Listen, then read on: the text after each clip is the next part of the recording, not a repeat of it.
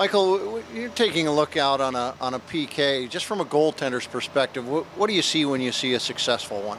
Uh, for myself, having a successful penalty kill just comes from effort.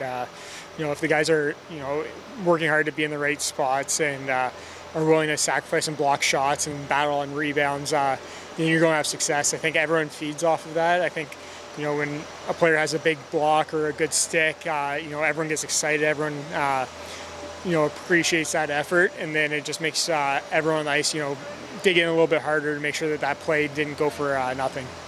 Can you feel it from the goaltending perspective when things start to kind of go sideways?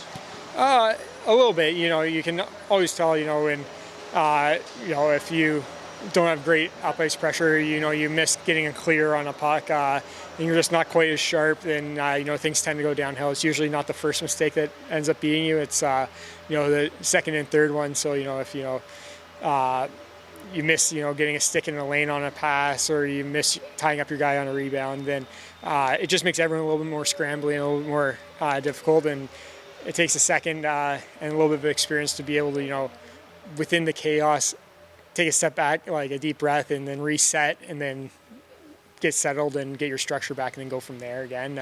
So sometimes you get a little bit too scrambly, when there's a mistake or two, and then, things can go pretty sideways pretty quick.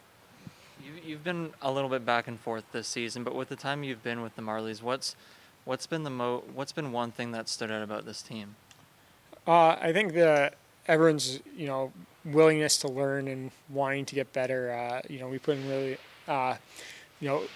long, very determined days here. We have skill sessions, we have our practice, and everything's done with a purpose. And I think that that's huge when you have guys who are excited to come to the rink every day and are willing to learn and wanting to learn and wanting to go out on the ice and do these skills. It's only going to benefit you, not just now, but, at the end of the season and for years to come. And you've seen a lot of coaches in your time. What stands out most about Greg Moore?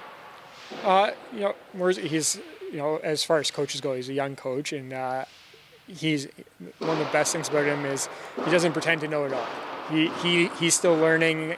He's wanting to learn. He's the same as all the guys coming here to the rink every day, where, he's not afraid to ask, guys questions about, what they see, what they feel, and try and improve himself. And I think that's great when you have everyone from the players to the coach wanting to get better and open to willing to listen to people to try and get better and do what it takes. That just is something that, like I said, that, you start seeing the benefits as the season goes on, and hopefully by playoff time we'll be a closer group from it and a more skilled group and a more cohesive group.